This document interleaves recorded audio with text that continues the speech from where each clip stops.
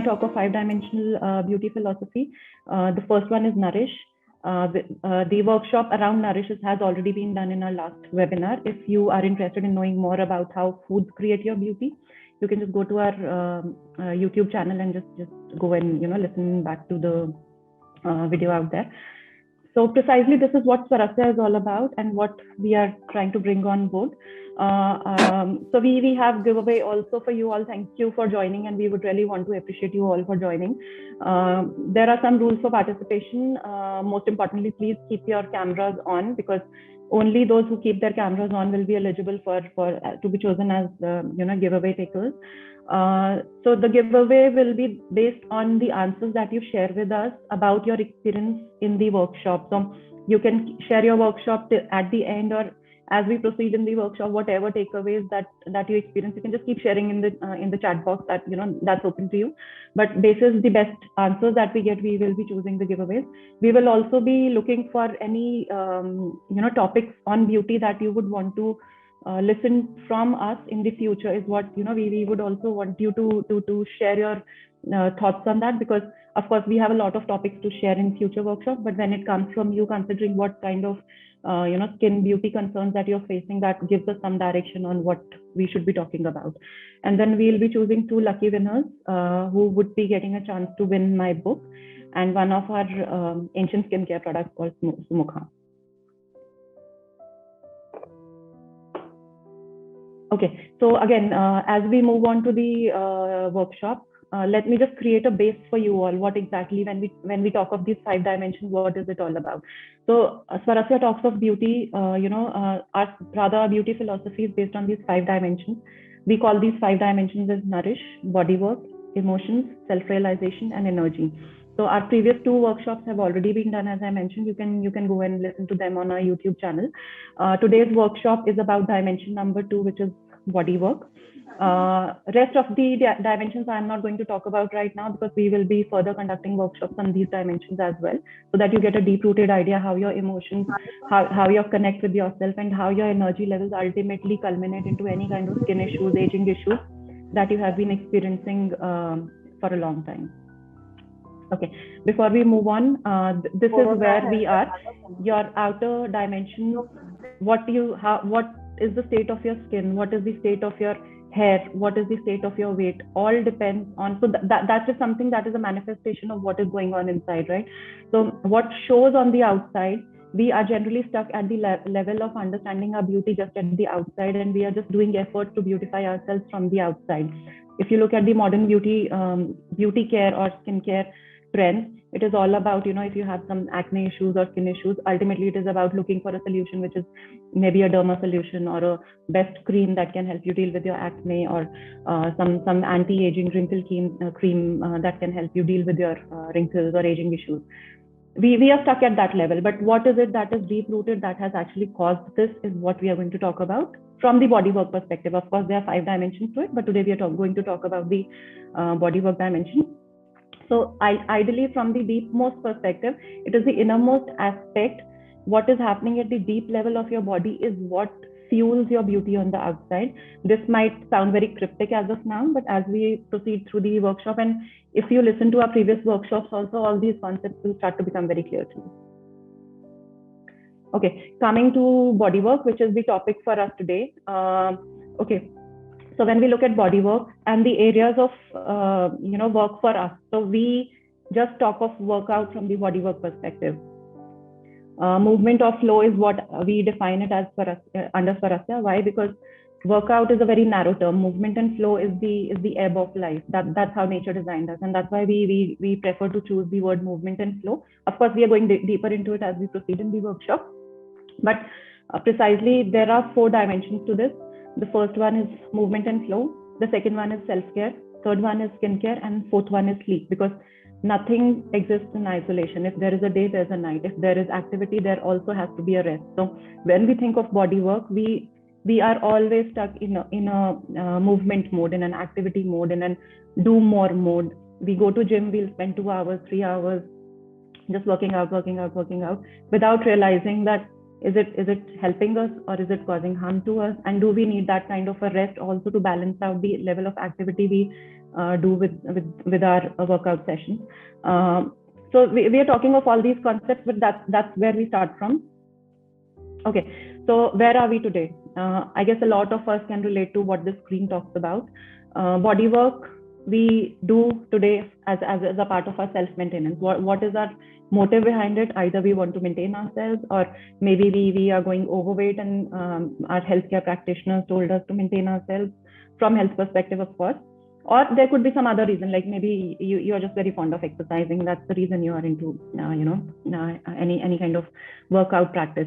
So precisely this is where our workout practice lies today. It's about looking for a very good kind of a gym where you get all the support and you can just sculpt your body, rather, I would say.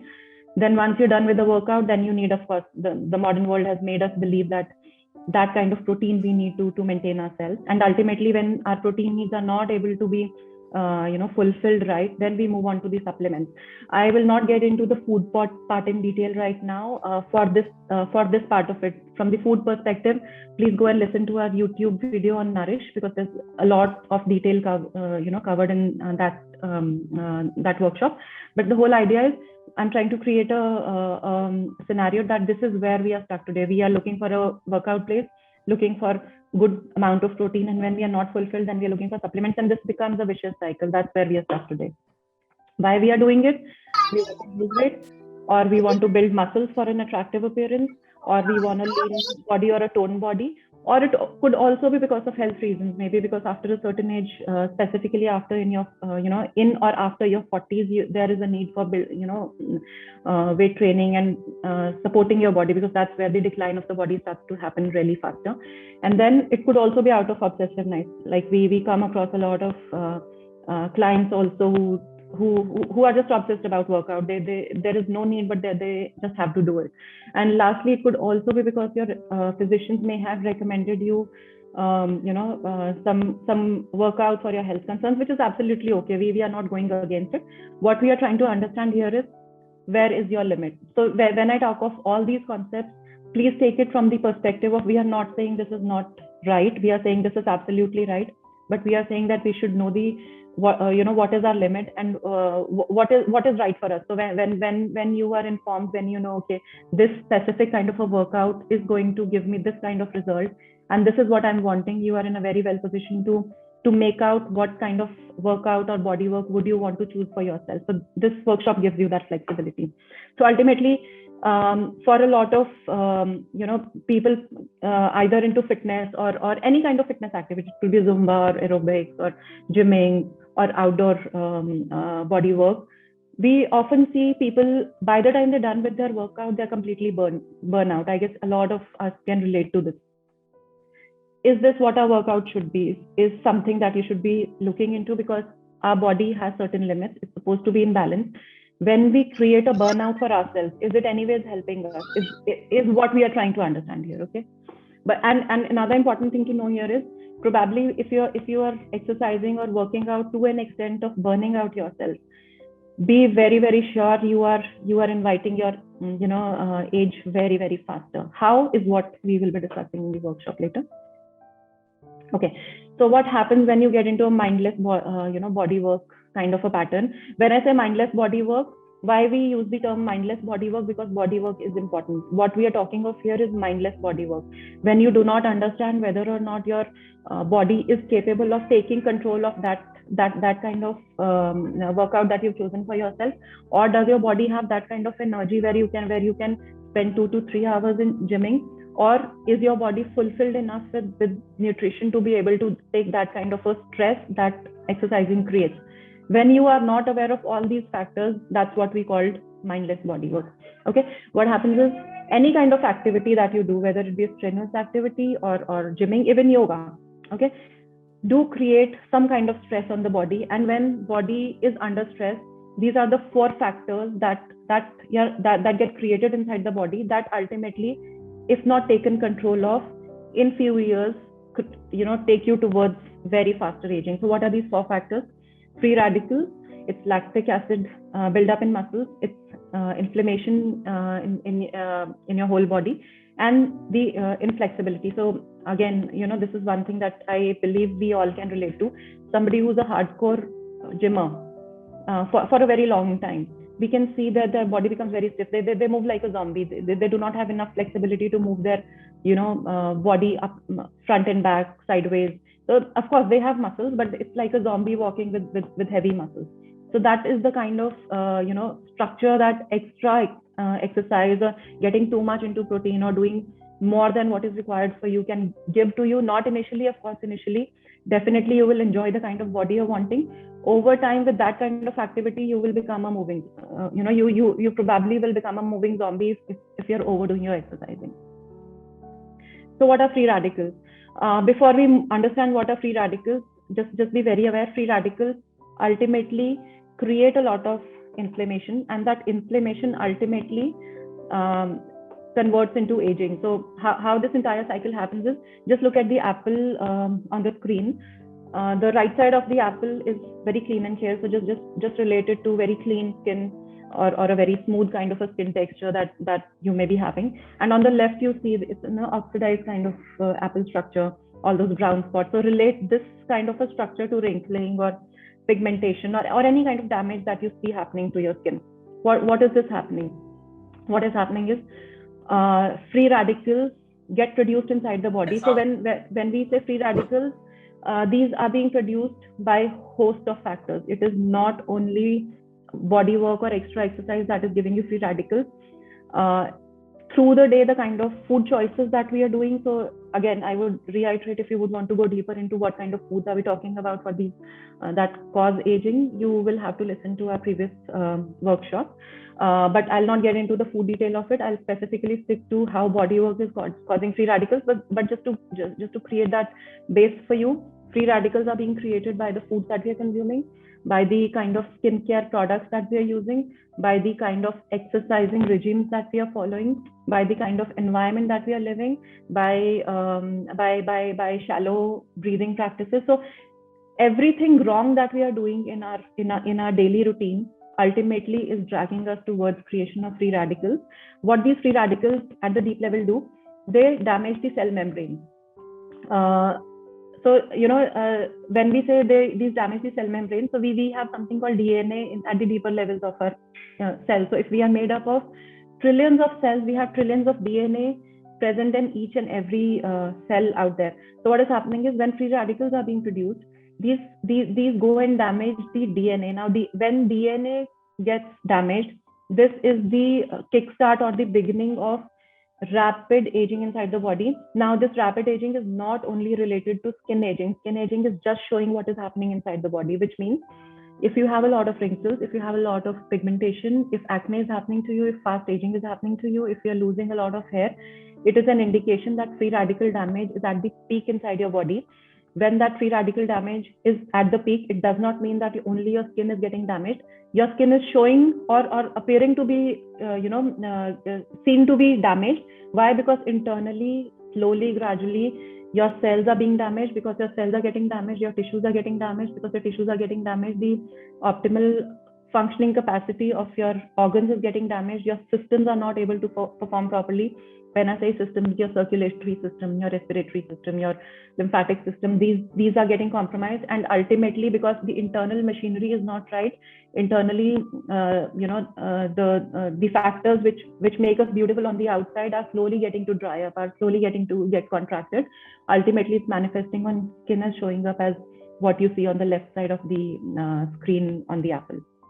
So free radicals, what they do is they cause a lot of breakdown of collagen. Now we know collagen is something that binds our skin, that keeps our skin structure intact, and collagen is deeply associated with youthful looks. Somebody who's into their 20s probably has very good quality skin. Why? Because their collagen structure is quite intact, not because of their dietary and lifestyle choices, but because their age is supporting them at that time. At 20s, your skin will not break out. But if you do not create a good lifestyle or dietary pattern or an exercising pattern for you, or if you do not work on all the 5 dimensions that we're talking about, ultimately, gradually, you will see within few years, specifically for women, as you enter your 40s, ultimately you will see rapid decline of your beauty starting to happen, your skin going for a toss, your hair going for a toss, your weight going for a toss, weight loss not happening. So it's all related to what starts to happen in your body in your 20s, which keeps happening and keeps destroying a lot of cellular structures inside, gradually bringing about changes in your organ functionality, and ultimately starting to show up on the skin. So what I'm trying to say here is, whatever shows on your skin is not what is happening, what has happened to you in last 2 days or in last 1 month. It's ultimately at the last level, when things inside have gone really wrong, it starts to show up on the outside. And so free radicals damage skin cells that are responsible for production of collagen, we've discussed, elastin and hyaluronic acid. So hyaluronic acid is responsible for that plump, dewy look on the face. So it's become a rage right now. I mean, there are a lot of hyaluronic acid products also available. Of course, these are good, that do support your skin structure from the outside. But then you have to also understand, you need support from the inside first and outside later. If you keep putting things on the outside and inside that damage keeps happening, that hyaluronic acid gel or product is not going to support you for a very long time. Okay, the second factor that gets built up because of extra when you do mindless kind of a body work is lactic acid. Now, lactic acid is a waste product created in the muscles as a part of muscle workout. And we know when we talk of body activity from gymming perspective, it's what we are only working on is the muscles. But one food for thought I would want to give you all here is, if you are into any kind of exercising regime, are we only muscles? Of course, muscles do beautify us. They give us that kind of shape and structure that we are looking for. But are we only made up of muscles? No, we are not made up of only muscles. We are made up of muscles. We are made up of skin cells. We are made up of capillaries and arteries. We are made up of blood structure. All these factors go hand in hand to give you the kind of appearance that you're looking for. It is not only muscles that will ultimately culminate into the kind of beauty that you're looking for. Ultimately, so if you look at the image on the right side, what happens is, when you do workout, any kind of workout, ultimately the mechanics behind it is, you need energy for workout, any kind of workout, and when that energy is being consumed by your body, by your muscles, ultimately it's glucose that your body is converting into energy. And when that energy is getting converted, lactic acid is a byproduct of energy production, which means lactic acid you cannot avoid. It is going to happen. It is a part of energy production which you need for exercising. What you need to know is how to manage lactic acid. So lactic acid is produced in muscles, and it's a waste that builds up during intense exercise. Though it is a temporary buildup, it is only when you're working specific kind of muscles.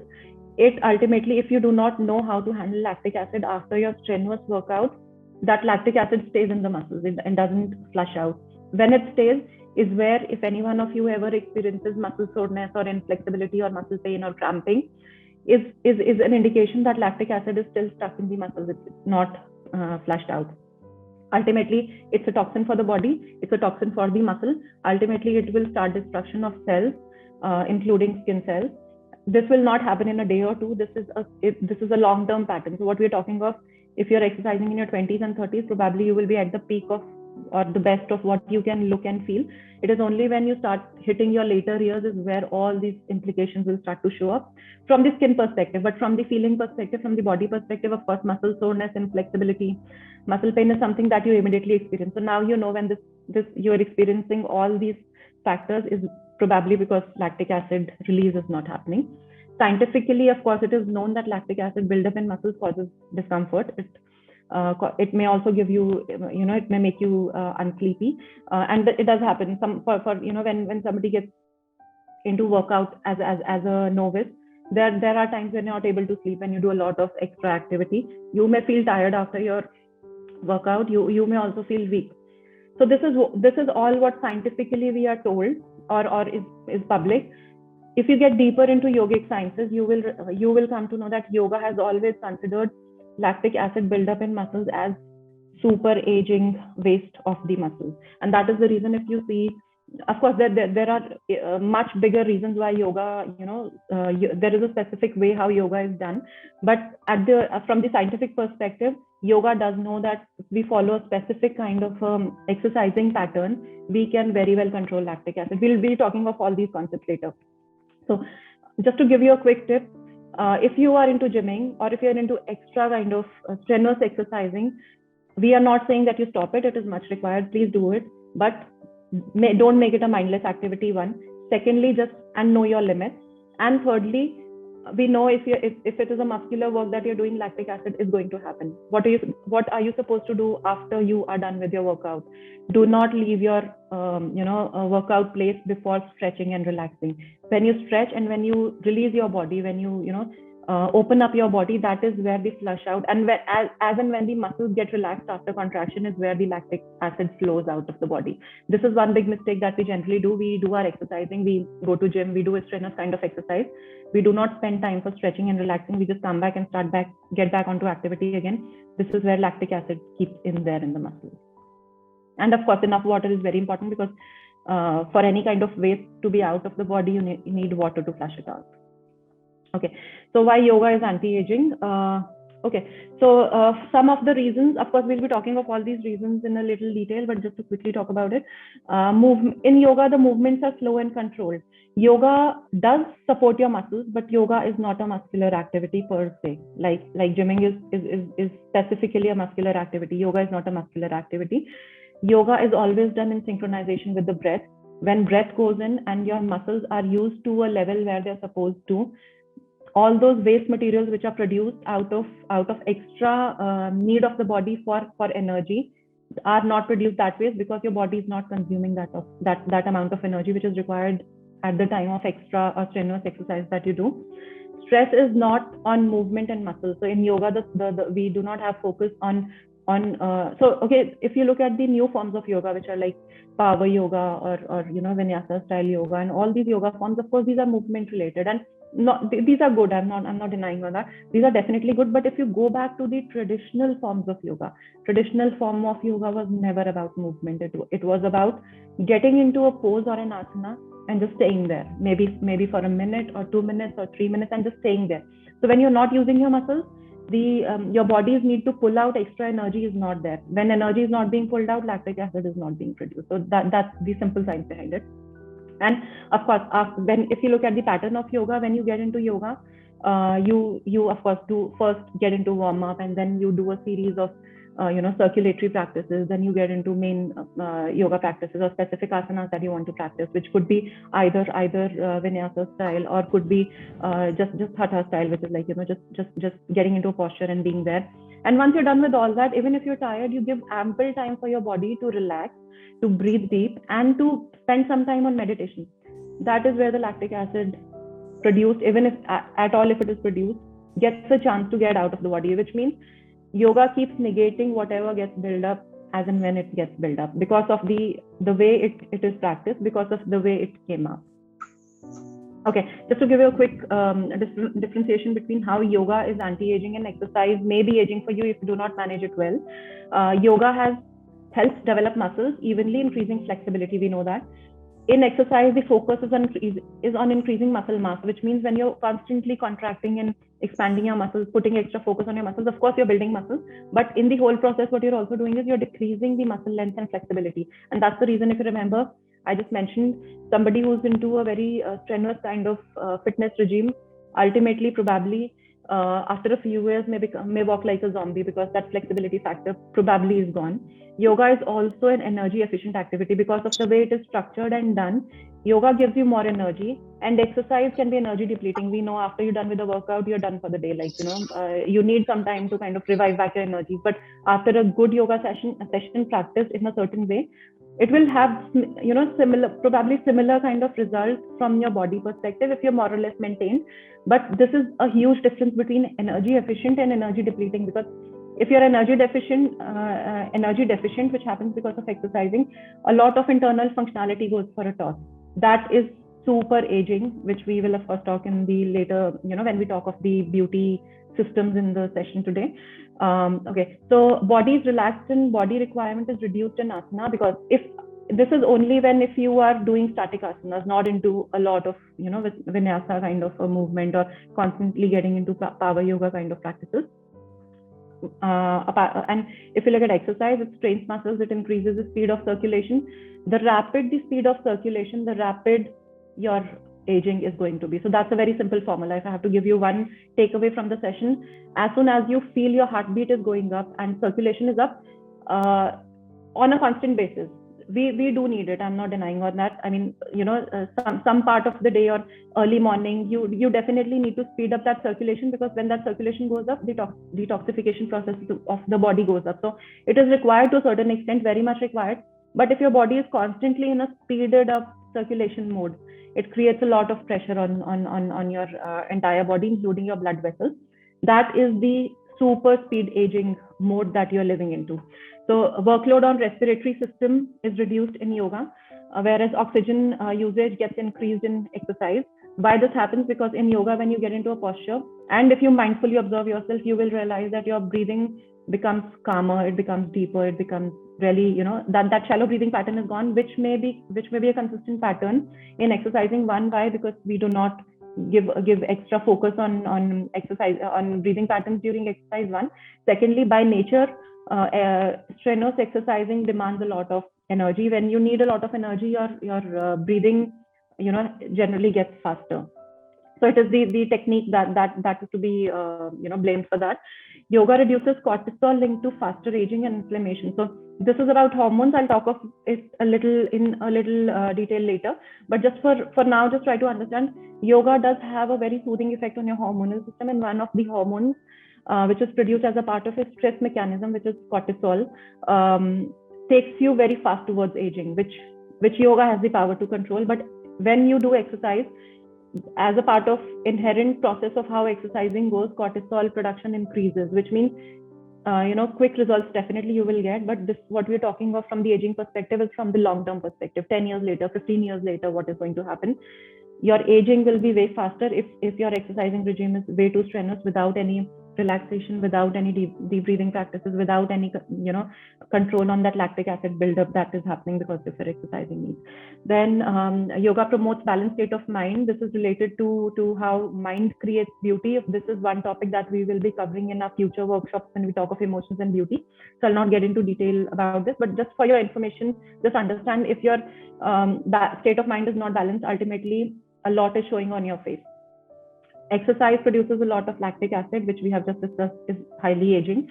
Regular yoga practice can help you reverse some of the acquired stiffness. It keeps you flexible. Flexibility means open flow. When the body is free flowing from inside, all the liquids are free flowing, all the air or the prana is free flowing. When prana is free flowing is where you are at the peak of your beauty or health or wellness, whatever you call it. It's all two sides of the same coin. Okay, so yogic approach to fitness versus modern fitness. Strenuous exercise ultimately ends up giving you free radicals. It ends up giving you lactic acid in muscles. It ends up giving you inflammation, inflexibility. Whereas the same time spent in yoga done in a specific pattern will improve your antioxidant levels, which is required to deal with the free radicals. Which means this is completely opposite of what exercise is doing to you.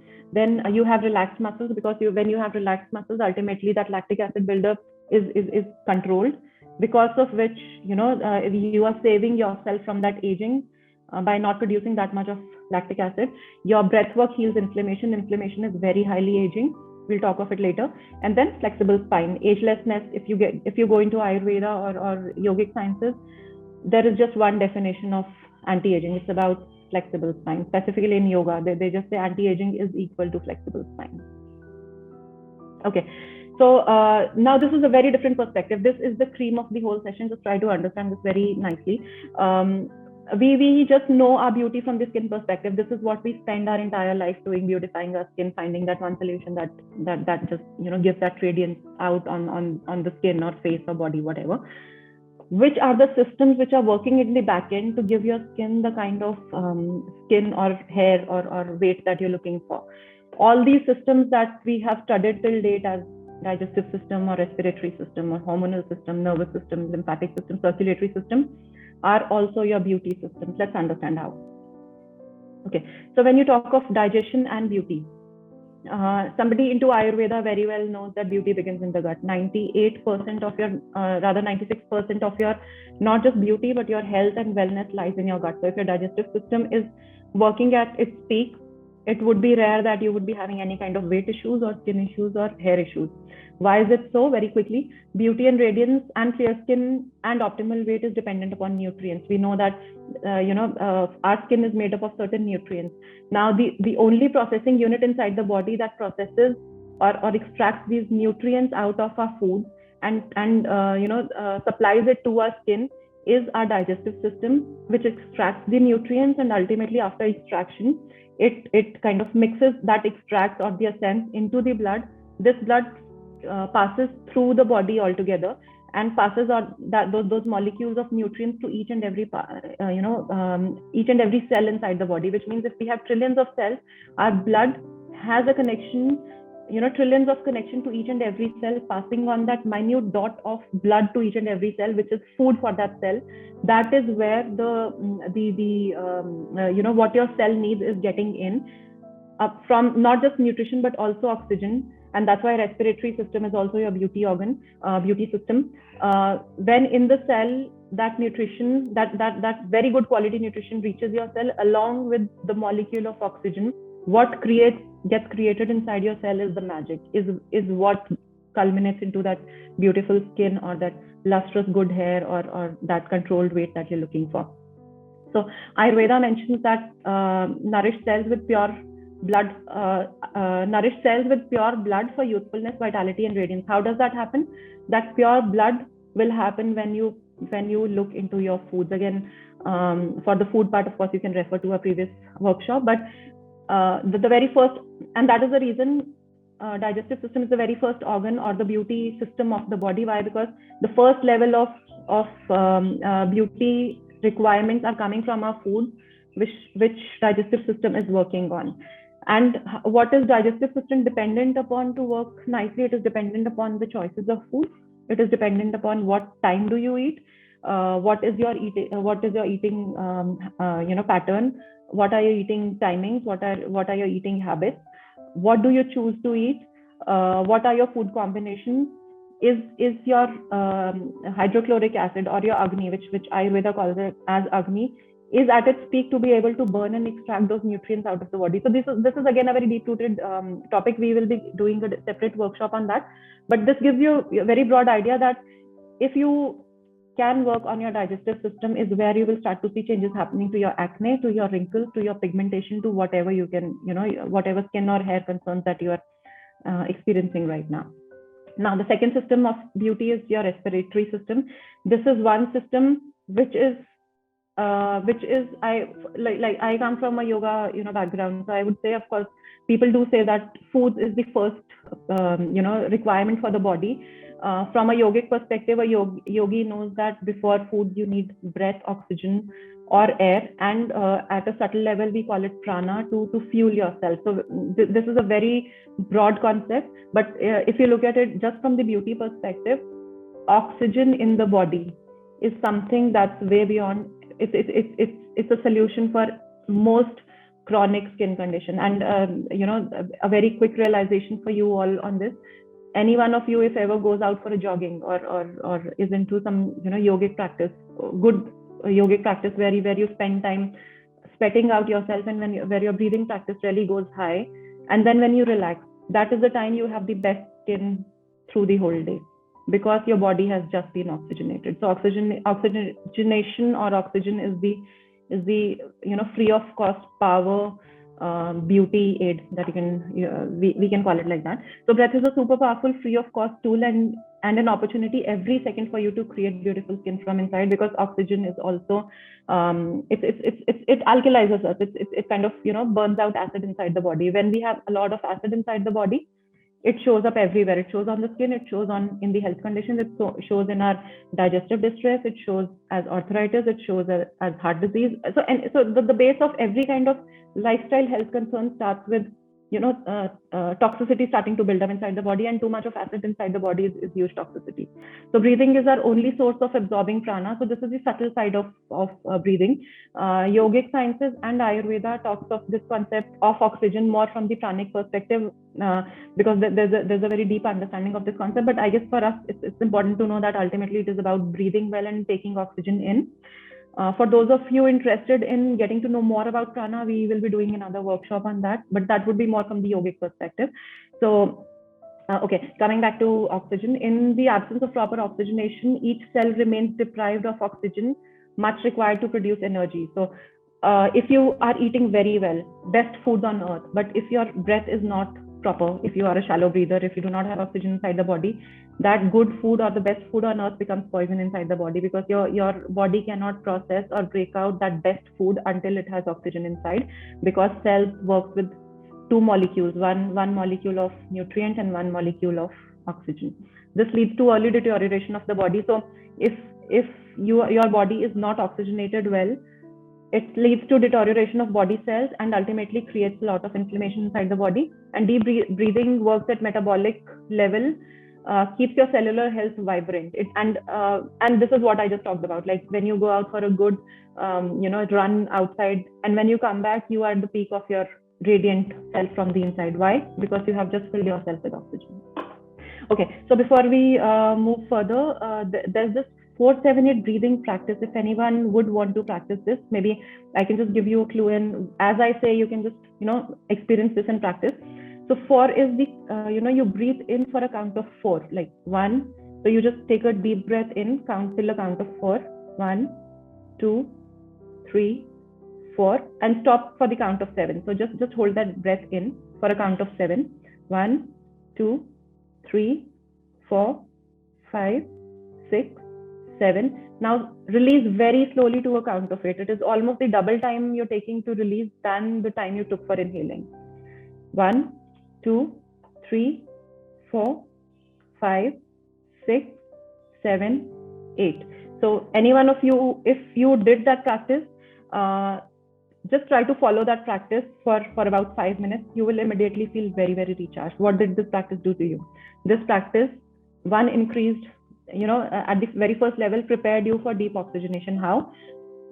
Count of 4, you took in less breath. So when you get into this deeper breathing practice, it's also about cleaning your your respiratory tract of the held out air. So we hold a lot of carbon dioxide inside the body, which is supposed to get out. This breathing practice will not only help you start to breathe deeper, but also help you release whatever carbon dioxide you're holding in.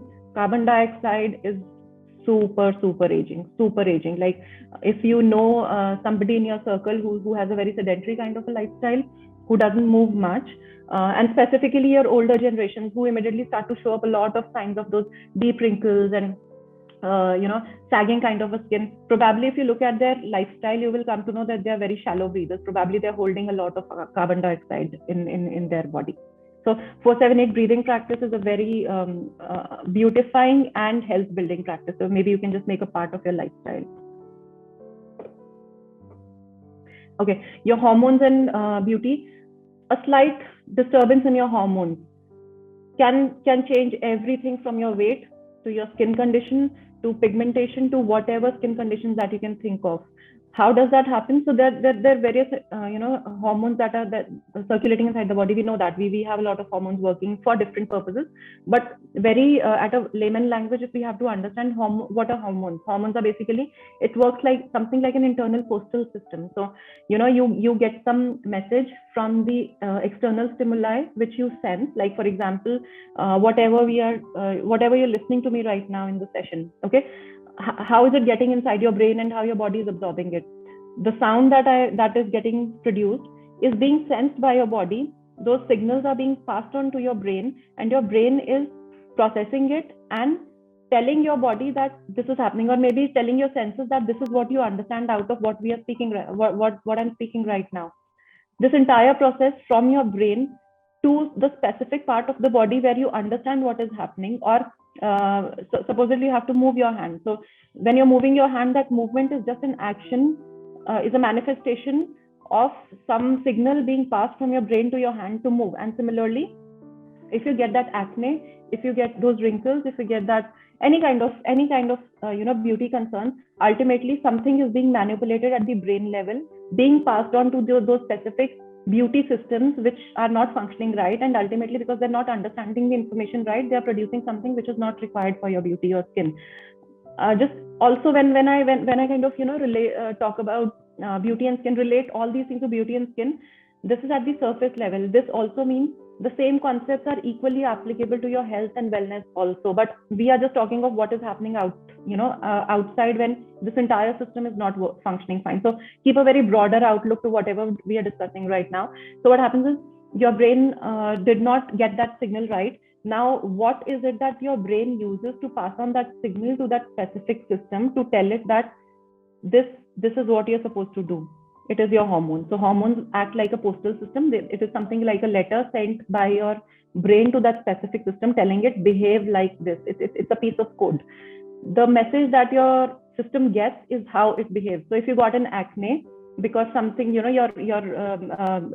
skin tissues, your skin cells were clogged, it was a signal, internally sent at multiple levels. Ultimately, that converted into an acne. If those wrinkles have started to form, there is some miscommunication happening at the hormone level. Your brain is communicating something which is not right for your beauty, and that's how your systems are behaving to give you that kind of an appearance that of course you're wanting to change. So it's a very deep rooted philosophy, but the whole idea is, now what works here, this is little off topic, but let me, because we are here on the same topic, anything that you can do to support your thinking and brain and emotions, which is our, of course, next topic of the session, but just because we're talking of this, if you know how to balance your brain, not just your health, not just your well-being, but your skin and beauty concerns automatically start to sort out. Why? Because the thinking activity is all done by the brain. If the signals pass on right to the brain, those right signals are passed on to the hormones send the right signals to the system, and then systems start to behave right. So it's that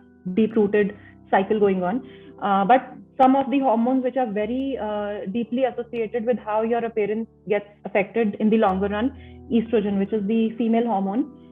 This is responsible for plumpiness on your skin. This is responsible for your body weight and the shape of your body. This estrogen is also responsible for moisture levels on the skin.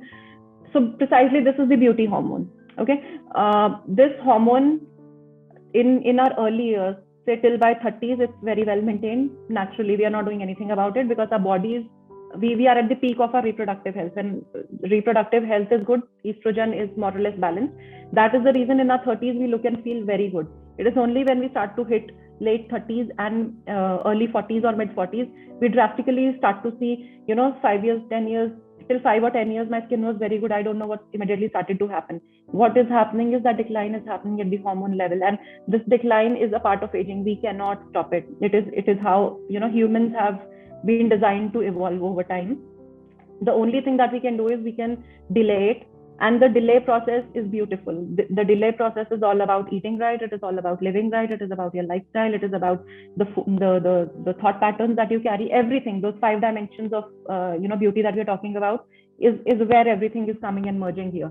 So coming back to estrogen, if your estrogen is imbalanced, so for a lot of women who go through PMS, who have a lot of period issues, who have a lot of fertility issues, breast tenderness, weight issues, skin concerns, probably in most of the cases it's basically estrogen at play, and that's the reason you ought to sort out your hormones, and that's why endocrine system or the hormone system is again one of the beauty systems that we have to really look into deeply.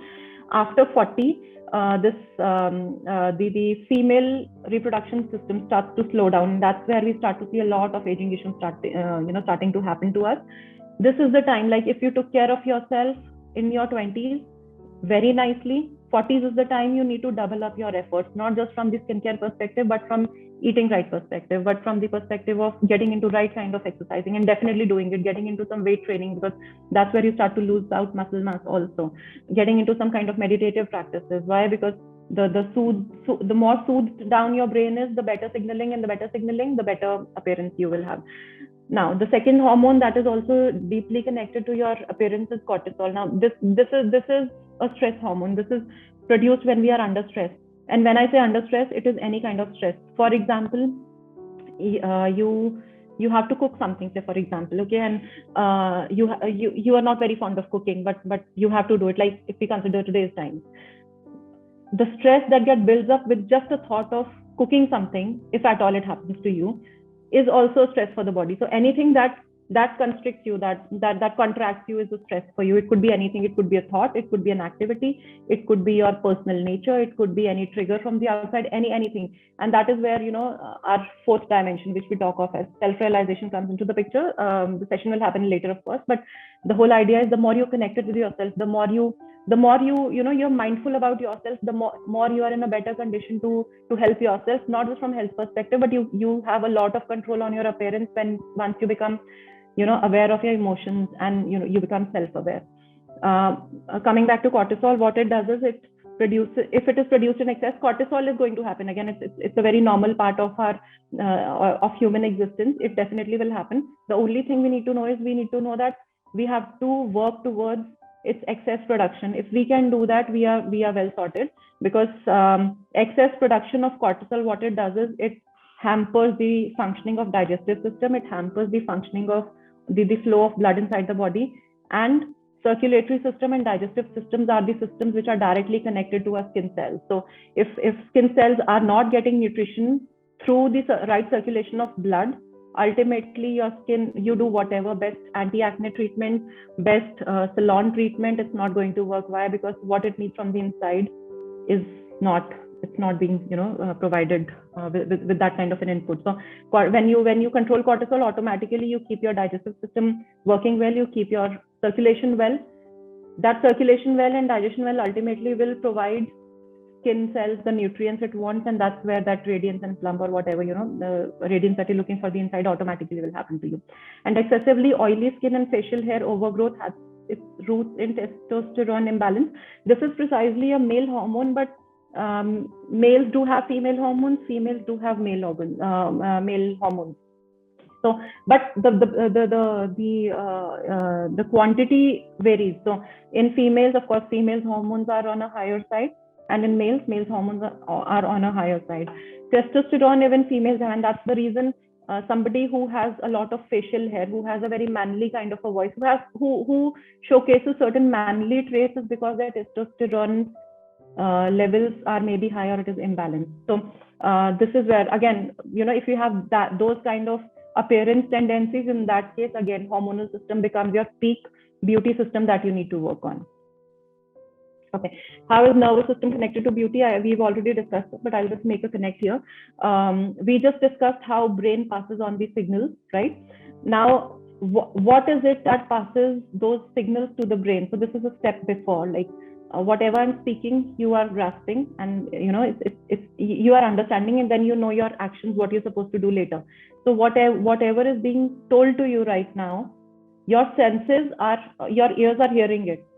Now, that information which your ears are hearing and what your brain is sensing out of it is being passed on through your nerves. The nerves are the connections, and these nerves do have electric impulses, like if you see in the picture on the right. And that's the reason we, at Swarasya, we have devised this approach, what we call as pranic beauty. Why? Because those small lights that you see in the image on the right, it's basically at very minute, deep level, where ultimately, if you kind of break down body at a very subtle level, we are nothing but electricity. We are being operated at electric level, and that's the reason we feel the current also. I mean, this is something that's a very deep-rooted topic, not to get deeper into it, but what I'm trying to say here is your beauty, your health, your wellness starts at a very, very deep level. What we are doing on the surface or on the outside is supporting it. Of course, it is supporting it. Our skincare is supporting it. Our body work is supporting it. Our exercising is supporting it.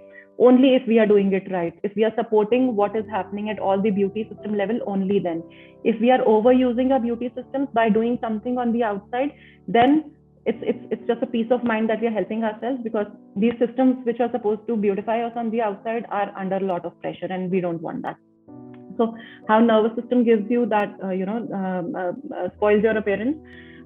We are living in an active mode, like we know. We, as soon as, even before we get up, our mind is running 100 places. We are never in a relaxed state, to the extent that people who sleep, either sleep late, or a lot of people have a lot of aggressive kind of dreams. We come across people and they never feel rested. So do you think sleep is enough as a resting mechanism? It's not. Why? Because sleep and rest are two different things. Probably, yes, you sleep, but in that sleep, are you resting? No. Why? Because your brain may be working fully. How do you know that? Maybe you're dreaming a lot, maybe you're thinking a lot, maybe your brain is all, activity is on a high, even if you're sleeping, and it is not a restful state. Which means, if you think that I wake up early, I do my activities, and then by the evening I sleep in time, And if you're not sleeping well, if you are into that mode of too much of thinking and too much of dreamy state and all that, you are still active. So broadly, if you calculate how much time are you active, maybe there is a possibility out of 24 hours you're 20 hours active. Why? Because your brain is still working. So when we are in that kind of active mode, your nervous system is active, because whatever inputs either from the outside or from the inside are being communicated throughout the body, it is the part of that nervous system to communicate it through to the brain, or from the brain to the other parts of the body. So when this system is up, what is happening is, this mode is also responsible for pulling of blood supplies from skin. Why is it so? This concept goes back to, when you are overthinking, you are stressed, right? You are stressed, that's why you're overthinking. When that stress happens, what happens? Cortisol gets produced, which is a stress hormone. When cortisol is up, we have just discussed, your digestion shuts down, your circulation shuts down, your circulatory system shuts down. When it shuts down, the blood which is supposed to reach the skin cells to beautify or give that radiance to the skin, that blood is pulled out from the skin periphery and passed on to the areas where you need blood to be able to produce more energy to bring yourself at balance. So just understand one thing, your body always try to maintain balance for you. It will always try to make you survive. So because that you are not supporting yourself in that survival process, body is finding out its own ways, how do I survive myself. As a part of that mechanism, it is using all that blood which is supposed to go to the skin for creating the kind of beauty you're wanting. It is pulling that blood and passing on to other areas. It is passing on to the cells to produce more energy, extra energy, to handle the situation of crisis. It is something like that. So when that happens, we know, like when you're very sad or when you are in a state of shock, what happens? People generally say that the color from the face is gone. Like if you hear old people, they used to say, there's no color on the face. So this is just a statement out there, but this is reflective of what is happening inside the body. Ancients, by intuitiveness, knew what is happening at a deeper level. So body supply to the skin is much required to enhance radiance and enliven complexion. That's the reason circulatory system also becomes your beauty system, which is next we are discussing. And alternatively, so what happens is, when you are able to establish your relaxation mode, when you do something for your relaxation, it could be 10 minutes of deep breathing, the 4-7-8 breathing practice that we just discussed, or you can take small little breaks just to come back to yourself, center yourself, and restart doing your work, or do anything that immediately relaxes you. It could be listening to music, it could be just being into silence, it could be journaling, it could be whatever you like doing. Ultimately, you regain your relaxation mode. As you regain your relaxation mode, the muscles loosen out, the tight parts or the tightened nerves loosen out. When everything loosens out, the blood supply automatically again resumes back to the periphery, and that's where you again regain what your skin needs. So deep relaxation is at a very deep level is much required for the kind of appearance that you're looking for. And that's one of the reasons why sleep works, because during sleep you are completely in a relaxed mode. There's nothing for most of the people, of course, who's overthinking will not have that kind of feeling that we're talking about. But a lot of people who are able to sleep well, morning is the time when the skin is just glowing. Why? Because everything inside was so loose that whatever fluid exchanges had to happen, whatever air exchanges had to happen, were happening very smoothly inside. Okay. Lymphatic system, this is one system that is not talked much about, but this is one system that, at least at Swarasya, we focus a lot on. Why? Because this is something like the sewer system of the body. So what happens when your sewer gets blocked? You ultimately, it may not show up. Sewer may just keep clogging a lot of toxicity. Of course, it may happen that the drainage may not happen 100%, but there will be a time when the drainage is not 100%, and everything starts to just show up at the sink level, and the water doesn't flow out. This is exactly what lymphatic system may go through inside the body, with the kind of lifestyle choices that we make, food choices that we make, the kind of toxicity that we are putting inside our skin through our skincare products, through a lot of stuff that we are doing, or the pollutants. Ultimately, if there is no mechanism that we are following to clean our system from the inside, of course, there are different ways of doing it, but from the lymphatic perspective, it is something like doing something which enhances the movement of each and every part of the body. It's something like shaking your hands or jumping high, or some activity like a trampoline activity or skipping activity. What it happens is it completely shakes you from top till bottom. Any shaking activity inside the system will kind of shake those nodes that you see on the right side in the screen, those green nodes in that structure. Those nodes hold a lot of toxicity. So when you shake them with the activity, and the irony of this is these nodes do not get shaken until we shake ourselves. There is no mechanism or system inside the body that body says, okay, the sewer system is all full now, I need to shake it out to remove all that toxicity. And this is the system where your immunity starts to go down. Like we are in these pandemic times, and nobody is talking of lymphatic system. We are talking of improving immunity. We are talking of improving digestion health. We are talking of 100 other things. We are not talking of lymphatics. But most of the toxicity is accumulated in lymphatics, and if we are not moving our body, it keeps on accumulating. So even if your circulation is good, but at the sewer level, the toxicity is not being taken out well, your system is still under pressure, a lot of it. Your immune system is still very weak. If immunity is weak, ultimately everything else will start to break down inside the body. So what are the first signs of clogged lymphatic system? Somebody who wakes up with a very puffy or bloated kind of a face and body, please be sure that you need to work on your lymphatic system. And clogged lymphatic system leads to toxin accumulation. These are the same toxins which give you acne, which give you premature aging, graying of hair, loss of elasticity, and flaky skin texture. What are the best ways that you can help your lymphatic system with? If you have a trampoline, jumping on trampolines 5 to 7 minutes a day is a very good idea. If you can do skipping 5 to 7 minutes a day, that also shakes your lymphatic system. And worse still, if not possible to do any of these practices, doing dry skin brushing. So dry skin brushing is something like take a dry brush or a dry coarse towel also works well, and start rubbing your body for 5 minutes just before bathing from the bottom of your feet and come upwards in a circular motion towards your heart. What it does is, because you are kind of rubbing and stimulating each and every part of the body, this lymphatic system is just under the layer of the skin. It gets stimulated and enhanced, and it gradually starts to break down a lot of toxicity from the lymphatic level. It's a very simple activity. Maintaining lymph system is very, very easy. The only part is because it is so easy and simple that nobody is talking about it at all. But from your immune perspective and from your beauty perspective, this is one area that can make huge lot of a difference. So do spend some time working on your lymphatic system.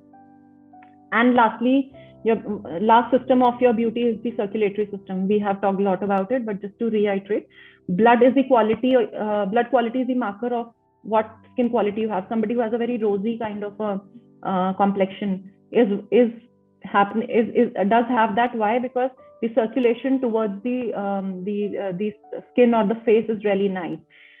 Somebody who has a head full of really nice lustrous hair. Why? Because circulation is passing on those nutrients to the hair follicles. So blood is the carrier of all the nutrients, and skin and hair need do blossom at its full capacity only if your circulation is well, which means exercising is an absolute must if you really want to maintain yourself for a longer time. Your blood ought to be pushed to the extremities. Now, circulation does not happen to us naturally. I mean, of course, to a certain level, it will be maintained. But if we really want a good circulation, maybe some body work is required, some exercising is required, yogic practices are required. So some of the good ones are, you can try practicing 8 to 10 rounds of Surya Namaskar. This gives a really good boost to your circulation practice. How do you know that your circulation is well? As soon as you start breaking out sweat under your arms, even if you are not in a health condition where you can do a lot of Surya Namaskars, as soon as you're able to break out sweat under your arms, that is an indication that your circulation has gone to a good level. So that's a small indication. So even if the 8 to 10 rounds do not work very well for you, practice 4 to 5 rounds or 2 to 3 rounds and reach to a stage where you start to feel that you have broken sweat, just broken sweat to a certain level, and then that's enough for your circulation if you don't want to go further. And from the self-care practices to boost circulation, body massage, Abhyanga body massage, which is an Ayurveda practice, is one of the most talked about practice in Ayurvedic modality for a good circulation. Okay, so what are the yogic practices that support all these beauty systems? When you're talking of lymphatic system, it is supported by skipping and jumping activities.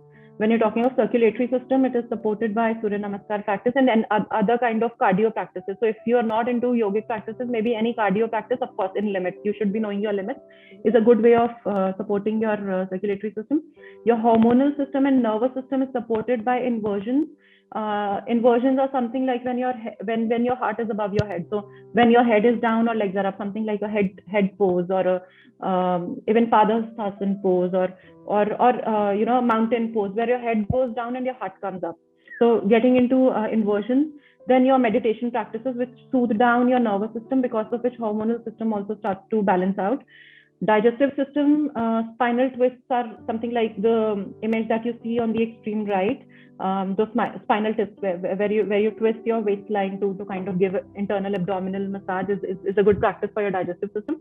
And for your respiratory system, it is supported by deep breathing practices. So all the beauty systems that we have just discussed have their own ways of getting supported by certain body work practices. So these are some of those, like you can design your body work practices based on these concepts, so that will make sure that all these systems are being worked out well.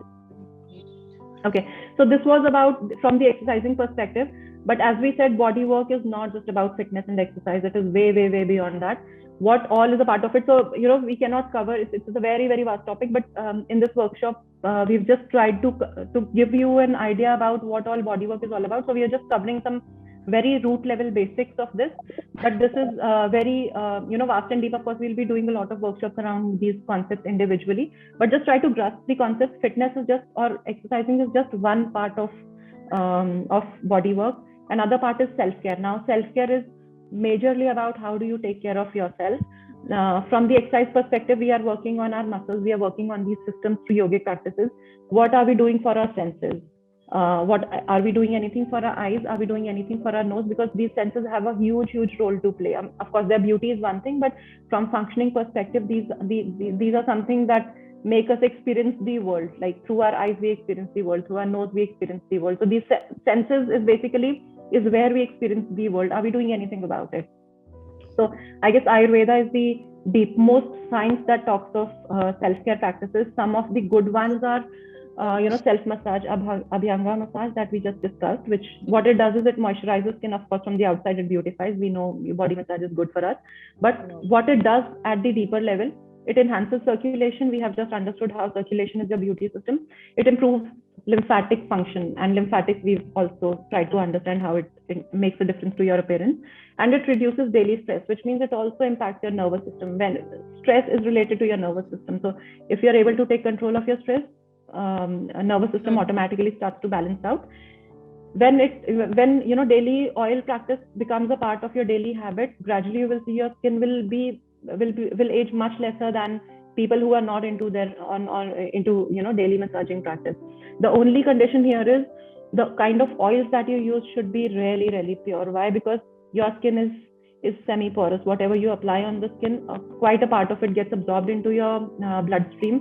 When it goes to your bloodstream, and if those toxins are entering your bloodstream, it is toxicating your lymphatic system, it is toxicating your liver. Your liver is having extra load to process those toxins. So a lot of inputs that we are taking from the outside, either through our foods or as pollutants, or from our skincare products, we are not even aware what kind of toxicity are we taking in. I'll talk of it later. There's some eye-opening research which was a part of my education when I was doing it. It was I guess everyone should know that that's how that revolution of change is going to happen. So oil massage, of course, is one of the practice that can keep you really ageless for a very long time. If you would want to look at some of the pure oils, you can look at our website. This is one thing also that we are doing in the oil segment, because coming from that ancient beauty perspective, we do understand what is the importance of oil for your self-care, for your self-care. So coming on to self-care, the second practice, one of the other practices is Jalneti. What it does is, like we are practicing, we are doing exercising for our muscles of the body. Our face is also muscles. Are we doing anything for the muscular health of our face? Why that plumpiness or that structure of the face that we have in our early years starts to just sag down when we get into our 40s or 50s or later in our later years. So some of the good practices from the Ayurveda perspective are Jalneti, how it helps is, it is not just about cleaning your nose. When the water passes on through from one nostril and comes out from the other, it is touching base with a lot of nerves which are connected to your nerves and sinuses in the whole face, which means even that slightest of stimulation in one of the nerves is enough to bring back that circulation or that muscular activity in the whole face. So Jalneti is not just about nose; it can just beautify your face, really amazingly. If, of course, it becomes a part of your practice on a regular basis. It is known to strengthen eye muscles for the simple reason because a lot of nerves internally are connected, and because of that connection, even if one nerve is stimulated, it passes on that effect on to the other nerve. The third one gets stimulated, the fourth one gets stimulated, and that's how the entire effect passes on to a very it has a very spiral kind of an effect. So it is one of the best practices to also not just strengthen your eye muscles but also improve your eyesight, and also it very deeply works on dark under eye circles also. It is not going to happen in a day, of course, but then it is about getting into that practice and being consistent with it. Also, along with it, only Jalneti is not the solution. You have to clean out your entire lifestyle. You have to clean out your diet. You have to clean out your way of life. When everything all together comes into practice, you will see amazing transformations happening to you. And then Jalneti also cleanses the upper respiratory tract, which is clogged, which when clogged is also cause of many of skin and weight issues. So because of the cleanse, so how it cleanses the upper respiratory tract, because whatever toxins get accumulated in the respiratory tract, and this is very important in our pandemic times also. How is it helping? Is virus enters our body, any kind of virus or dust particles enter our body through our nose, right? So if we have a practice where we are constantly cleaning our nose, that virus will be out rather than entering in. So it's a very precautionary step rather than it's a preventive step rather than a treatment kind of a thing. Okay, the third part of the practice of the self-care is tongue cleaning and oil pulling. Why is this very, very important? Because anyone having that white build up on the tongue, so I guess this is again one of the activity for all of you attending the session right now. Just early morning tomorrow, just go into the mirror and look at your tongue. If you see that white coating on the tongue, what is it? It is basically your digestive system when could not digest the food, and they just get they are like half digested and sitting in your digestive tract, just getting fermented out there. The effect of that, the gases which get produced out of it, the toxins that get produced out of it ultimately rise upwards. It's something like a vapory effect, and those vapors rise upwards. And when you are at the state of rest at the night, in the morning, all that toxic vapors get accumulated on the surface of your tongue. So that white coating on the tongue that you see is a coating of toxicity, and it's also an indication of how toxic you are from inside. These are the same toxins that will give you weak immunity, that will give you all kind of lifestyle disorders, and that will ultimately convert into either an acne or pigmentation or free radicals or destruction of skin at a very deeper level, which means tongue cleaning. So the entire idea should be, as much as you can clean yourself. It is not just about bathing or applying soap to the body. That bathing is an art, cleaning yourself is an art, and this art has been very well beautifully captured by Ayurveda. And I don't think there's any other science which understands the importance of cleaning yourself apart from Ayurveda. And that's the reason we do not ever, these are the concepts that nobody ever tells us also. So tongue in Ayurveda is the microcosm of the entire body. It will, whatever accumulations if you see on the tongue is an indication, is a mirror of what inside, what kind of toxicity you are holding at a very deep level inside. So it also and apart from that, one of the other benefits is it activates your organ functioning also. So invest in a good copper tongue scraper preferably, or any other that you get. But copper tongue scraper, why? Because copper is a very strong detoxifier. As a metal also, it is a very strong detoxifier. So it adds on its detoxifying capacity properties to the cleansing act of this scraper. So and this is one of the activities. Another activity to be done after this tongue scraping is oil pulling. This is basically taking about one teaspoon of sesame oil and just filling your mouth cavity with oil early in the morning before you brush your teeth, and squishing oil in your mouth cavity for as much long as you can, preferably anywhere from 5 minutes to 15 or 20 minutes. What it does is it is super face beautifying activity. Why? Because it stimulates your face muscles. We do not ever do anything that activates the muscles of our face, that improves the circulation on our face. That's one. Secondly, so this is the beauty benefit. The health benefit is when you do that squishing, the vapory effect of those toxins that we just discussed, which get upwards when the digestion is not 100%. Because of that squishing activity, whatever toxins are still lying in your respiratory tract, because of that squishing push, it comes out and gets mixes into the blood. Because these are very lighter, oil has this capacity of binding these toxins, and then you kind of spit it out. So it's an activity of pushing out toxins out of the body. Okay, so that was about self-care. The third pillar of body work is skincare. A lot of people may not relate to how skincare is related to body work. Anything on the outside that you do for yourself, as for us, we consider it as body work, because it is in totality whatever you can do for yourself on the outside, whether it be body work or self-care practices for your senses or otherwise, or skincare.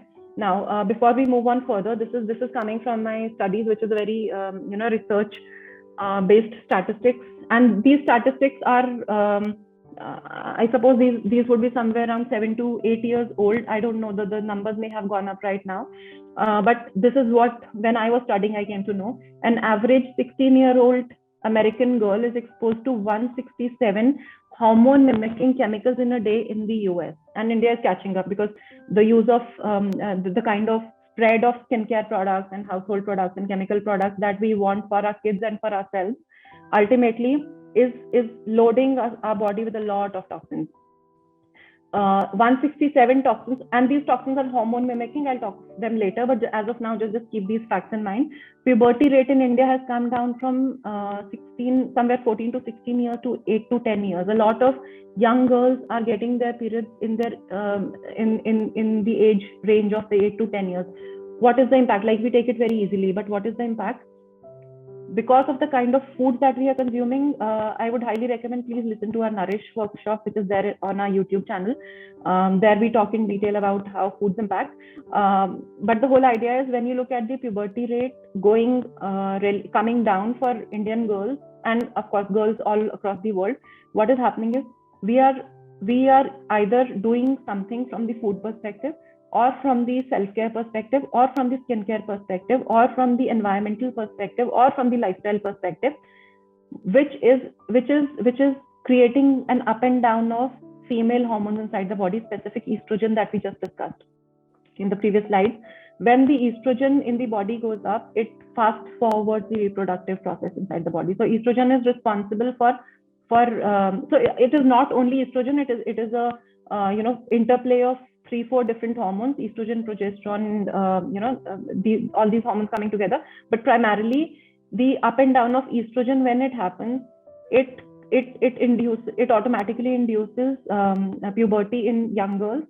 The impact is, by nature, we were designed to get into puberty by a specific age. Why? Because the body has to be fully developed and mind has to be fully developed to take care of the implications of puberty, the kind of changes puberty comes with. And a child getting puberty in 14 years will be much more mature than somebody in their 8 or 10 years to be able to understand what is happening to you. Because we know periods or puberty does come with a lot of emotional issues. It does come with a lot of physical issues. And for an 8-year-old, it is very difficult to understand why my moods are not right. Why am I feeling stomach pain? Why that cramping is happening? So it's happening at a very deeper level. It is a very, very serious issue. I mean, something that, again, nobody is talking about, but puberty rate coming down, it does have its emotional implications as well. Those mood swings, young girls getting into depression, because estrogen is also related with a lot of emotional and low moods and depressive tendencies. So ultimately, the crux is, your skincare may be causing bigger skin issues. Like, you may be thinking you're applying an anti-acne cream. Ultimately, that anti-acne cream in the long run may be giving you a lot of toxic ingredients that may start to show up in other kind of skin concerns later in later years, and it may also be the reason behind your weight issues. How? Let me explain that. So, what are the skincare trends right now? you know, we are just confused what to buy and what not to buy. My simple advice is going to be go as simple as you can. That is the key, because the more you are confused, right? Why? Because nothing is, as long as the integrity of the brand is maintained, nothing comes without chemicals. Nothing at all comes without chemicals. And since we come from we have our own skincare brand, we know what kind of challenges we've faced to come up with a very clean kind of a skincare. It has not been very easy, because everywhere everybody talks of chemicals, and we really wanted to be really away from it. So that's a separate story. But what I'm trying to say is that uh, you know any kind of product that is getting in your body or on your body may be hormone mimicking. What does that mean? Xenoestrogens. This is basically a synthetic version of estrogen, which enters our body through absorption, either through a skincare product or through. It may also be coming through something like dairy milk. If you consume a lot of milk, and if the cow from where the milk is getting produced is being injected hormonal injections, ultimately those injections are not being injected to the cows, but ultimately entering our body with those hormones, which fast forward our hormonal activity. And that's the reason the puberty rates are really drifting away, because and those hormonal mimicking chemicals are entering our body from various sources. So one of the major sources, of course, is skincare. The other one is dairy products.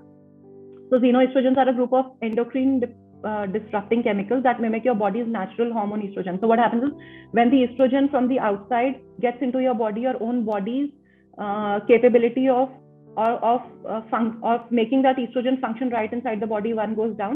Secondly, estrogen load happens inside the body, because it's happening from the inside also and the outside also. What is the result? When chemicals that mimic our natural hormones get into our bloodstream, they can disrupt natural hormone functioning. It leads to higher levels of circulating estrogen in the bloodstream. If the bloodstream has a lot of estrogen, it is the beginning of a lot of physical and emotional changes happening inside the body. This can lead to a host of health concerns, specifically for women. A woman who's not able to lose weight, that yo-yo feeling, or that yo-yo weight carrying, is majorly because your estrogen is not balanced. So somebody who's trying to badly lose weight in a specific age group, is somewhere between 30 to 45 or 50, please look into your areas, whether or not you may be having your hormonal imbalance, because estrogen could be the reason behind it. And that estrogen may be getting into your body through your skincare products, through your food products, through processed and refined foods, through pollutants, through your emotions also. When you don't think right, your hormonal imbalance starts to happen. That hormonal imbalance disrupts all the hormones, not just estrogen. So it is very important to make informed choices, not just in your skincare, but in each and every area of your life. These are the times when we have to be very mindful of the choices that we are choosing for ourselves in any of the area that we are getting into. So the more options that we have, the more confused state it is. So the simple formula here is be very simple and natural as you can. That's where you're preserving yourself. Rest all is a fad. Okay, what is the impact of xenoestrogens on skin and body? It causes a state of excess estrogen. What are the symptoms? So if you have any of these symptoms, if you have constant bloating, if you're not able to lose weight constantly, if you have these fibroids or lumps in the breast, or you have mood swings, irregular periods, or you have constant headache problem, weight gain, hair loss, fatigue, low libido, inflammation, heavy cycles, these are indication that your estrogen is imbalanced. And this estrogen, of course, is getting imbalanced due to various factors. Just look into what kind of products you are into, and the very first thing that you ought to do is just get rid of products as much as you can. Just closely look into the labels of the products. Just see, do your own research, look at each and every chemical, go and Google it and find out what is the impact of that chemical. You will be surprised to see how many chemicals are we taking inside on a daily basis. Okay, so xenoestrogens, the little known cause of weight gain, bad skin, and hormonal conditions. Xenoestrogens are the synthetic substances we've just discussed, and these are getting into our body through air, food, beauty products, whatever. Like, it's coming from everywhere. The modern women's world is filled with toxins we do not even realize, and we are so fond of just filling our shelves with n number of perfumes, n number of skincare products, n number of whatnot, without realizing ultimately a few years later, when breast cancer happens, or when your skin or your body starts to just go out of shape, you cannot even realize it could be because of that hoarding of stuff that you're doing in your almirall. So have you ever considered what these toxins could be doing to you? Let's just understand that. So we've already discussed that it's giving you, it may be the reason behind your weight gain, bad skin, or hormonal conditions. Can your skincare affect your waistline? Again, yes. How? Because many of your skincare products expose you to heavy pollutants. Again, ultimately these could be xenoestrogens, and xenoestrogens, the kind of chemicals being used in perfumes, makeup items, cleansers, moisturizers, serums, or any kind of skincare products. Ultimately, these may be endocrine disruptors. There are a lot of estrogens getting into our body through these sources, which interfere with the normal function. And these are majorly found in conventional skincare products. I would not want to name specific products, but you can just see and compare. Like, just to give you an example, when you compare why is one product very expensive when they have the same ingredients as compared to another product which comes at the cost of 1/5 of the cost.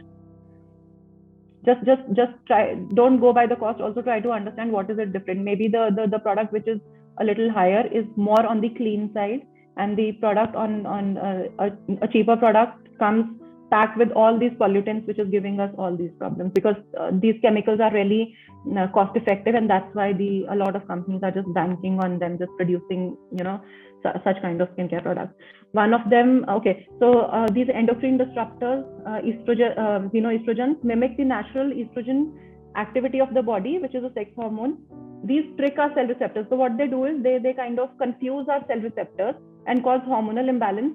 Some of the issues coming out of it are, PMS, your painful periods, headaches, weight gain. So these are from the health perspective. From the beauty perspective, a lot of women see acne break out just before their periods, or they feel that rash on the skin happening just before their periods. Probably your imbalance of estrogen is happening at that specific point in time. So your skincare may be preventing you from losing those final pounds. You really need to see if it is your skincare that is giving you a lot of beauty, health, and body concerns. Okay, so very quickly, I'll just take you through what are some of the common chemicals which are used. So the list is huge. I cannot even name what, again, coming from having our own skincare brand. When we started the brand and the kind of research we did, we were just shocked to see what is happening in the industry. But some of the commonly used chemicals are sulfates. Now sulfates are used for lathering, like when the shampoos or the face washes, which just even with a small amount of it give you huge leathery effect. What they do is they can irritate your skin and eyes, and these are sulfates are also found in mascara. So some people generally get some irritation in the eyes when they apply mascara. Probably it's the sulfate giving them that irritation. Parabens, we know, widely known chemical. It is used as a preservative. This is one of the preservative which is a xenoestrogen. So if your skincare products are cost effective and do have parabens, probably if the skincare products have parabens, they will be cost effective, because a lot of companies, to increase the shelf life of the products, use parabens. These are xenoestrogens. Ultimately, maybe giving you a feel good factor, of course, but internally they are causing much havoc, specifically havoc on your bloodstream, liver, and your hormonal system. Then you have phthalates, which are used for spreadability. Like for products, we are specifically looking for a product which spreads really nicely without realizing if it is a chemical or what. But phthalates, because of their spreadability, like something like a nail polish or something that spreads well, it does create a lot of toxic accumulations at the reproductive level, again at the hormonal level. Artificial fragrances in these skincare products like perfumes, moisturizers, shampoos, cleansers, and conditioners. In research, these have been proven to be respiratory disorder causing skin allergies. And we have just discussed how respiratory system is one of the beauty systems inside the body.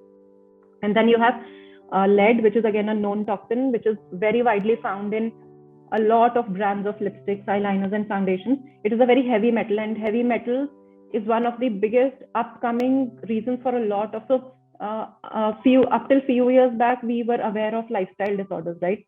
Now there's a new wave of new form of health conditions starting to emerge because of something called heavy metal toxicity. These heavy metals we are taking in, it's coming through our environment because our there's a lot of pollutants in the environment because of industrial expulsions. One, secondly, these heavy metals are also used in skincare products very heavily. A lot of people who use a lot of, specifically in the beauty industry, people using a lot of heavy chemical products are also the people who often face a lot of breast cancer issues. There have been studies where such linking has been made. So it is a heavy metal toxicity causing much harm to health and skin. And there's something called a wave of different kind of health conditions starting to emerge, which is called autoimmune disorders, which is basically your immune system giving up because of the level of toxins our body is processing these days. So ultimately, when we talk of skincare, some of the common skin concerns that we often come through, it's acne, aging concerns, pigmentation, wrinkles. These are some of the ones, but there are a lot many more. Ultimately, what is that one thing that is giving birth to any of these conditions? It's basically inflammation inside the body. Okay, so inflammation is basically too much of heat inside the body. Now, this is one product, Shatadhata Grita, that I guess in India we are the only ones doing this, and this was a very challenging product for us to make, but we really wanted to get into the ancient skincare.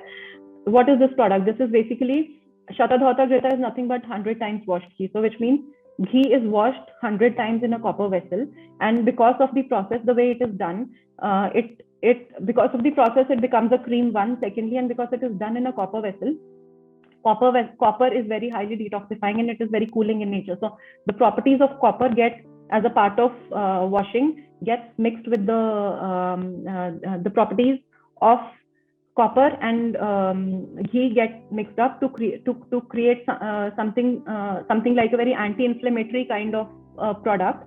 Now, this anti-inflammatory, what it does is any kind of inflammatory condition, either on your skin, on your face, or on the body, it's basically too much of heat inside the body. So from the ancient perspective, how we look at it is heat and cold. So when you have a heated body condition or a heated skin condition, what will cool it down?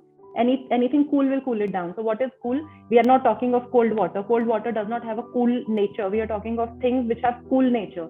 So this cream automatically inherits a cool nature because of the process it goes through. The benefits, it has been proven in research that this formulation, so it has been proven in Ayurvedic research, because this is something modern science again will take years to realize, but in Ayurvedic researches it has been proven that any kind of skin formulation or any skincare product being made, the base of that product should be replaced with Shatadhata Grita, because this is so highly anti-inflammatory. It does not just have beauty benefits, but it also has anti-inflammatory benefits, therapeutic benefits also, which means any of the skin conditions that we just talked about, whether it be acne, of course not active acne, but if your skin is prone to acne, because when the acne is there, of course that bacterial activity is going on, and then we don't want any oily stuff to be applied there. But if you do not have an active acne, or if you have any aging concerns, pigmentation, wrinkles, dull, lifeless skin, or psoriasis, eczema, rashes, whatever, these are all inflammatory conditions, and anti-inflammatory base is what you need to kind of work on it, not those treatments or chemicals, because the chemicals will just peel off the skin, making your skin even more prone to deeper level of damage. One insider, when we were working on this, this is a very ancient Indian product. The formulation for this is mentioned in Charak Samhita, which is the oldest Ayurveda text, and so this is what we are reviving back from in our skincare formulations also. This product is, it's not manufactured much in India. Like if you look at Shatadhata Grita also, you'll just find Swarasya doing majorly of Shatadhata Grita in India. But a lot of it's not that it is not being made in India, it is being made in India, but in India it is not, we just don't know about it. In Europe, it is such a big rage. All of what is produced in India is shipped to either Europe or US, and this was an eye-opener for us also when we were doing research into this, because we really wanted to get into this product. And a lot of it is just exported, Indians not even having a hint of how powerful our ancient tradition is. So if you would want, you can just look at it on our website. These are some of the other products. These are all skincare, clean skincare products that we are doing. Most of them are driven from ancient skincare, formulations. Like one of the products that you see on the left side, Kiyomiru, and the other one on the right side, Sukurabu. These are the Oriental products. Like these are the products which have a 1200-year-old history, used by Japanese queens in their times when the cosmetic industry wasn't there. So we have retained the texture and consistency exactly the way it was used in the ancient times. We did not play around with it at all, using the same ingredients. So this is the kind of skincare that we are trying to bring on board, along with a lot of ancient knowledge, holistic knowledge about what is it that creates your beauty. It's not just a one product miracle coming from some chemical background, peeling or something. That's just a very superficial level fad.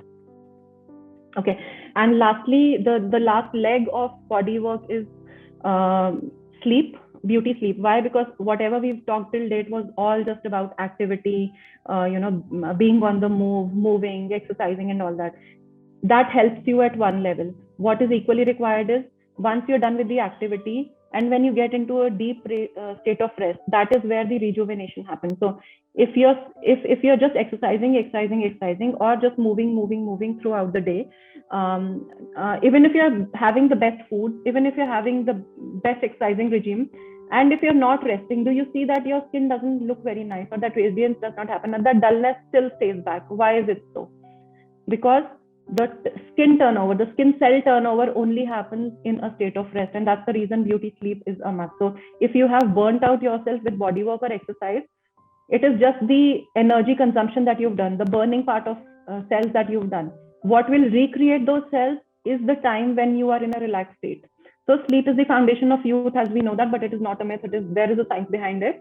The relaxation phase during sleep, especially post midnight. So for a lot of people who have a habit of sleeping late at night, it is not just hazardous for your health, but for your overall appearance. Why? Because as long as you're awake, your body will not get into a rejuvenation mode. It needs a really calm, silent state of you, relaxed muscles, relaxed nerves to start recreating all those cells from the inside. Your skin cells get busy dividing to repair the skin. This happens in the state of rest. If you're awake at that time, the quality of skin is badly affected in the later years. This has been proven in research. Studies suggest late night sleeping habit and less than 6 to 7 hours of sleep in the long run makes you look much older in your later years, and this has been proven in research. Eye puffiness is because unclean body accumulated toxins show up everywhere. So have you ever experienced those puffy eyes and those dark circles? Why is it happening? Because at the night time, the body is processing toxins out of the body to be thrown out of the body. When you're not resting or relaxing, those toxins are retained. They are still in. They are not passed out, and that is what, because they are in, they are kind of reflecting from everywhere in your mood, in your lethargic body state, and under your eyes, if at all those toxins are getting impacted. Your skin and hair receives nutrients from your bloodstream. Due to unrested body, your bloodstream is not flowing properly. Why? Because till the time you're in active state, your circulation is working to keep you in that high. And poor sleep leads to production of cell stress hormones, cortisol, which we have just discussed. Excess cortisol for the body and skin is really hazardous. It is one stress hormone which can give you everything from acne to wrinkles to weight gain to whatever you can relate to from your beauty perspective. So I guess this is what I had for you today. I guess I could, a lot of mythbusters did happen today. I mean, I would really, as a part of our brand also, we would really want you to be quite aware that gone are the times when we were just looking for that one product miracle that can just transform us from inside out, or a salon solution or a spa solution or this and that.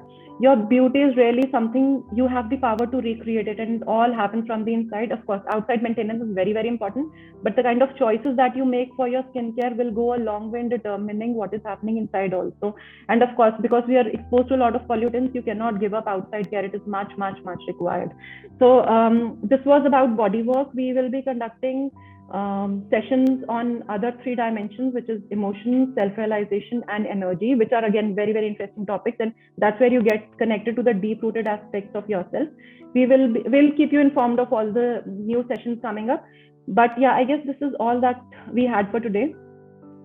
So if you have any of the questions, maybe we can just stay back for another 5-7 minutes to take up any questions if you have. And of course, we will be, declaring the giveaways on Instagram. So if you're not following us on Instagram, maybe you can follow us there, because the results will be declared there. And so if you are there on Instagram, you probably have a higher chance to win that one. Secondly, the criteria would be, please, in 2 to 3 lines, if you can just share your experience of the workshop and what did you learn with us, and what would you further want to learn from us, from all this 5-dimensional perspective.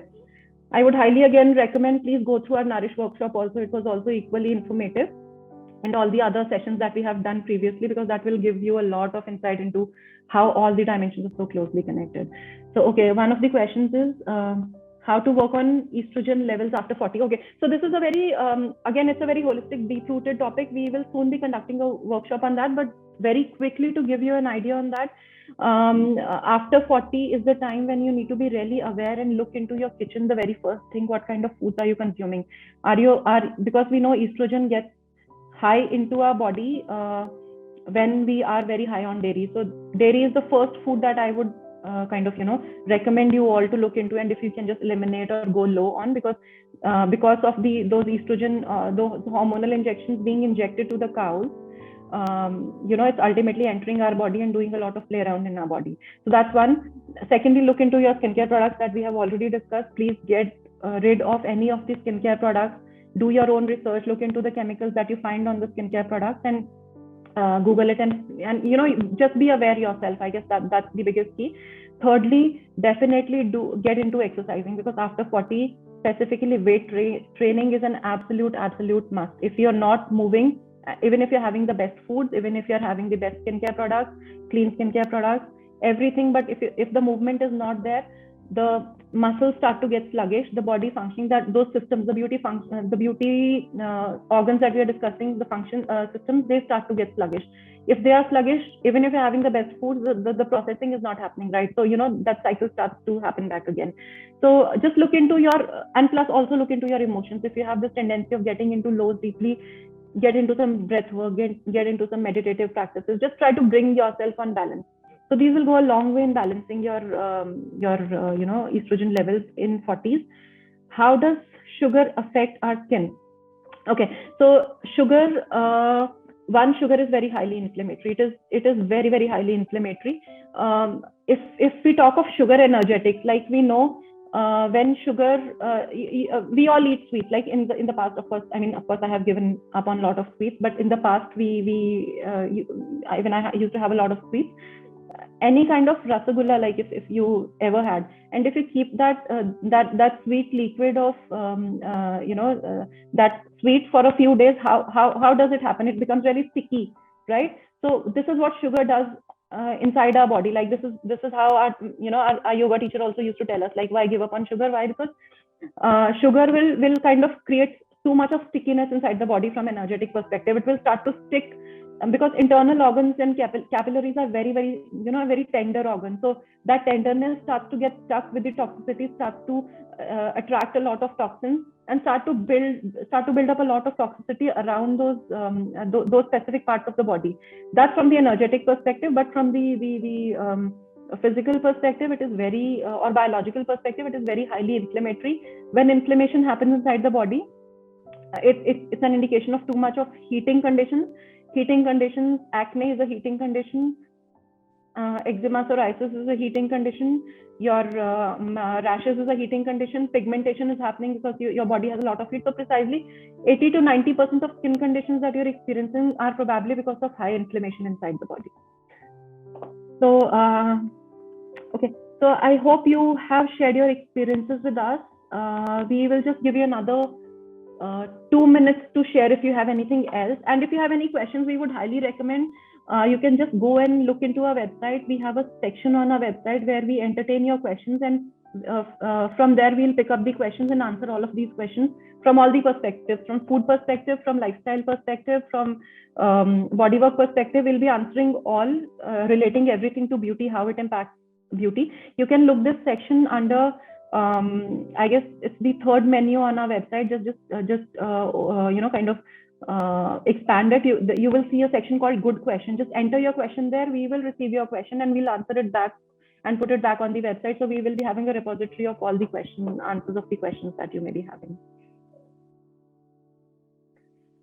Yeah.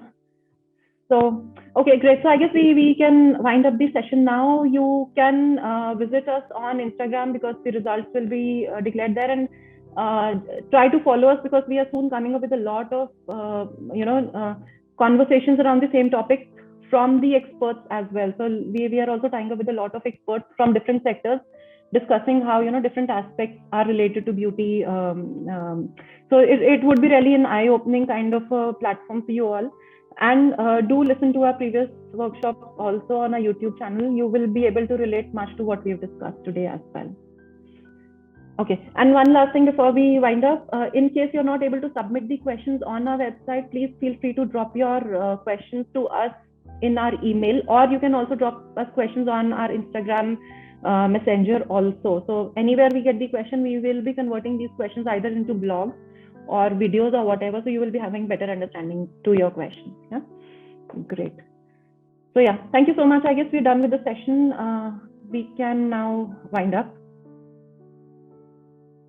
Thank you, Ashna, for sharing the Instagram link. So, Ashna, can you also share the YouTube link? Maybe they can just have a look at that also if Yes, anybody's I'll do interested. that. Thank you.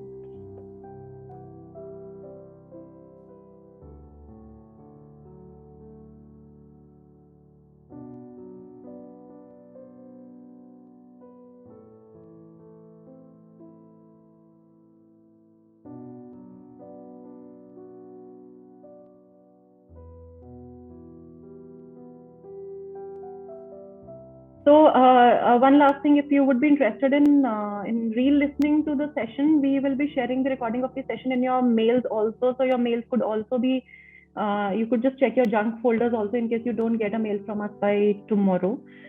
So that's also another way you can just check out the session again. Thank you so much.